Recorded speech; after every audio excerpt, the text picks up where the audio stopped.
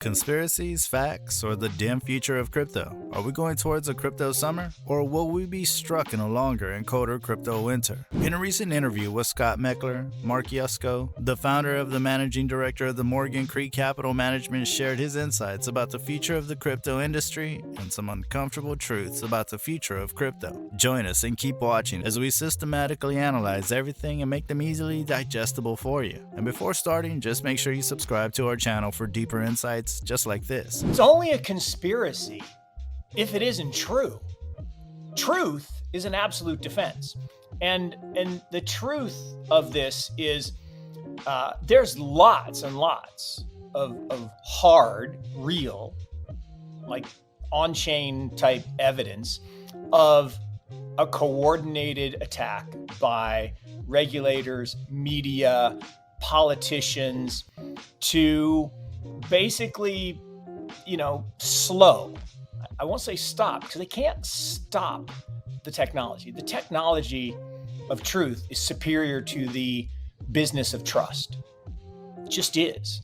And replacing trust with truth is what blockchain technology is all about. It's only a conspiracy if it's not the truth. And so far, if you've paid attention, all major mainstream media, their financial news centers, Federal Reserve's top officials, the federal government, and pretty much all the executives of all financial institutions are coordinating a large-scale attack on the trust and image of cryptocurrencies, trying to make crypto look like another gambling activity that is bound to lose. Constant negativity and fears about the industry, exaggerating the temporary downfalls, and constant attempts to vilify crypto and its frontrunners are pretty much the norm these days. In fact, the reputed law firm Cooper & Kirk recently published a white paper named Operation Choke Point 2.0, describing how various US regulators have coordinated attacks on the crypto industry. And the insights of Yusko about the blockchain technology here are something to keep in our minds. Blockchain is all about replacing the trust in the system with the truth. Financial institutions, middlemen, and the political system have broken our trust in them many times over by now. We have a ton of financial crises happening because of their shady dealings and mismanagement over the years to prove that. And the decentralization and transparency coming from the blockchain along with crypto will put an end to it. That could be why they so desperately want crypto gone. And that's what they're doing. And this attack on the banks that have facilitated crypto businesses is the latest step. So first it was, let's go after the lenders. And they did that with surgical precision using this front, and I use that term intentionally, of FTX, which was simply a front to attack crypto. Was never real, was never, it's the second largest exchange in the world. No, it never was. Not even close. It's easy to say something is a conspiracy theory when you don't understand what's going on behind it. But the sudden attack on banks, lenders, and institutions that facilitate the crypto industry, startups, and other services is a telltale sign of a coming engineered crisis that targets the crypto industry. Such collapses can result in a liquidity crisis for the crypto industry, and such a liquidity crisis can be used as a great marketing tool to brand cryptocurrencies as unreliable, unstable, and dangerous. And if you thought the conspiracy ends there, wait till you hear what's happening next. And then this attack on CZ, I'll actually say totally intentional and totally targeted, because he gets the added bonus that he can be labeled China. It's amazing, but because he happens to be a Chinese national, he can be branded. Look, I've seen his name and Binance's name linked to CCP, right? Of course, people say people always say he's a puppet of the Communist Party. And so, show me the evidence, right? And it's really interesting in that, look, if you want to go back to the roots, right? CZ was engaged with, and Binance was engaged with, the beginnings of FTX, right? And Alameda. Okay.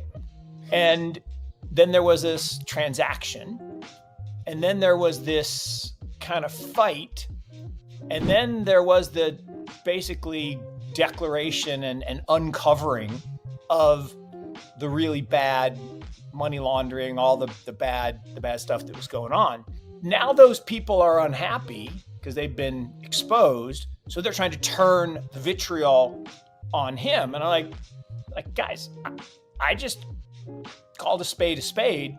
And I admire his resilience in the face of, some pretty powerful people coming after you.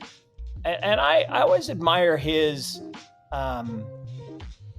positive energy, I guess. Mark believes that FTX, Alameda Research, and Sam Bankman-Fried were none other than fronts used by the corrupt oligarchs to discredit the cryptocurrencies that take financial power and control away from them. And now, after successfully using FTX to discredit crypto, they're going after CZ, the CEO of Binance, the world's largest crypto exchange. The regulators are already going after him in the Binance, and already there is enormous legal pressure on him. There are several lawsuits against the Binance and CZ, and the hunt is only getting stronger and worse. Besides, as Mark pointed out, an added bonus of going after CZ is that he can be labeled as China. The media is already making up stories about CZ being a puppet of the Chinese Communist Party. No clear evidence, obviously, but we all know how powerful the lies of the media can be to damage someone's reputation. Binance has already announced that they don't have ties to China, and all these allegations are baseless. But as always, truth has no place within the mainstream media, and all we can do is watch the show. If we can just get past this myopic focus on some bad people did some bad stuff. They did. And that's tragic. But the thing that I'm struggling with, Scott, and I think I may have said it yesterday, is there have been 538 banks that have gone bust since the global financial crisis. Not during the global financial crisis, not before the global financial, just since. Do we talk about, we should all just get out of banking. We should all get our money out of the bank. This banking thing is broken. It doesn't work. That proves it. No. One exchange goes down. 2 exchanges, 10 exchanges. There are 500 exchanges. And we say, well, we don't need exchanges. Yeah, we kind of do. And we probably don't actually need 500, but we need some.